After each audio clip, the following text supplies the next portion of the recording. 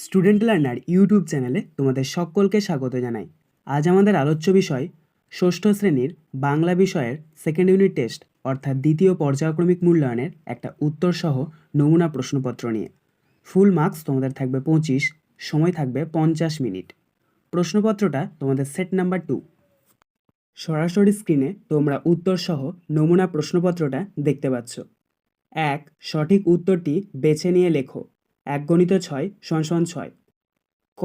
সাধারণত মাটি থেকে 6 ফুট, 4 ফুট না 8 ফুট পর্যন্ত উচ্চতায় চিত্রণটি বিস্তৃত হয়। সঠিক উত্তর হবে 6 ফুট। খ. মাঘ মাসে নিম, শিম না করলা মিঠা। সঠিক উত্তর হবে শিম। গ. অনুসর্গের প্রচলিত অপর একটি নাম হল উপসর্গ, কারক না পরসর্গ। সঠিক উত্তর হবে পরসর্গ। ঘ. বিদেশি অনুসর্গটি হল বদলে, বই না বিনা। সঠিক উত্তর হবে বদলে। ইঙ. সংস্কৃত অনুসর্গটি হল সমীপ, বই না বিনা। সঠিক উত্তর হবে সমীপ। চ. অনুসর্গ বসে শব্দের আগে, মাঝে না পরে। সঠিক উত্তর হবে পরে। 2. নিচের প্রশ্নগুলির পূর্ণ বাক্যে উত্তর দাও। 1 × 6 = 6। ক. ফাঁকি পাঠ্যাংশে উল্লিখিত নদীটির নাম কি?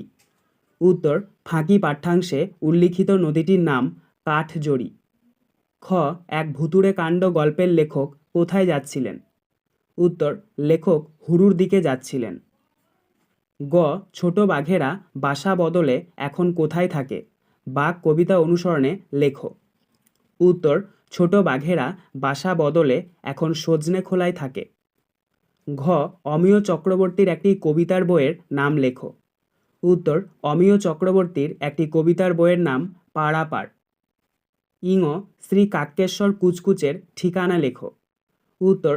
শ্রী কাক্যেশ্বর কুচকুচের ঠিকানা 41 নম্বর গেছো বাজার, কাগিয়াপটি। চ. কাকে দেখে বোঝা যাচ্ছিল না সে মানুষ না বাদর, প্যাঁচা না ভূত। উত্তর. হিজিবিজবিজকে। 3. নিচের প্রশ্নগুলির সংক্ষিপ্ত উত্তর দাও। 3 × 3 = 9। ক. পিঁপড়ে কবিতায় কবির কিরূপ মনোভাব প্রকাশ পেয়েছে তা বুঝিয়ে দাও। উত্তর. যে জীব যত ছোটই হোক না কেন এই পৃথিবীতে সকলের সমান অধিকার আছে। সকলে মিলে পারস্পরিক ভালোবাসার বাঁধনে আনন্দের মাধ্যমে বেঁচে থাকাই কাম্য। তাই কবিতার মূল সুরই হল সকলকে আপন করে নিয়ে সুখে ও শান্তিতে দিন অতিবাহিত করা। খ. ফাঁকি গল্পে আম গাছটি কীভাবে গোপালবাবুর বাড়ির নিশানা হয়ে উঠেছিল? উত্তর. আম গাছটি গোপালবাবুর বাড়ির চেনার একটা নিশানা হয়ে উঠেছিল। যখন গোপালবাবুকে কেউ তার বাড়ির ঠিকানা জিজ্ঞাসা করত তখন তিনি তাদের বলতেন কাঠজড়ি নদীর ধারে, পুরীঘাট পুলিশ ফাঁড়ির পশ্চিমে, পাঁচিলের মধ্যে আম গাছ থাকা বাড়িটাই তাঁর বাড়ি। গ. উধো ও বুধোর কীর্তিকলাপ আলোচনা করো। উত্তর. সুকুমার রায়ের লেখা হযবরল উপন্যাসে উধো আর বুধোর কীর্তিকলাপ নিজের ভাষায় লেখকে বলা যেতে পারে যে উধোর বোঝা আছে বুধোর ঘাড়ে। উধো তার বোঝা বুধোর ঘাড়ে চাপিয়ে দিয়েছে। এখন বুধো আর বোঝা ছাড়তে চাইছে না। এই নিয়ে তাদের রোজ মারামারি হয়। কিছুক্ষণ পরে আবার দেখা যায় যে উধো চিৎপাত হয়ে শুয়ে হাঁপাচ্ছে আর বুধো ছটফট করে টাকে হাত বুলোচ্ছে। তারপর দুজনে উঠে খানিকক্ষণ গলা জড়িয়ে কাঁদে আর দুজনে ফোকরের মধ্যে ঢুকে যায়। 6. কম বেশি 100টি শব্দে অনুচ্ছেদ রচনা করো। 1 × 4 = 4। ক. স্বামী বিবেকানন্দ। উত্তর. 1863 খ্রিস্টাব্দে 12ই জানুয়ারি বিবেকানন্দ উত্তর কলকাতার সিমলা স্ট্রিটে বিখ্যাত দত্ত পরিবারে জন্মগ্রহণ করেন। তার পিতা বিশ্বনাথ দত্ত এবং মাতা ছিলেন ভুবনেশ্বরী দেবী। মায়ের দেওয়া নাম ছিল বীরেশ্বর আর সবাই ডাকত বিলে নামে।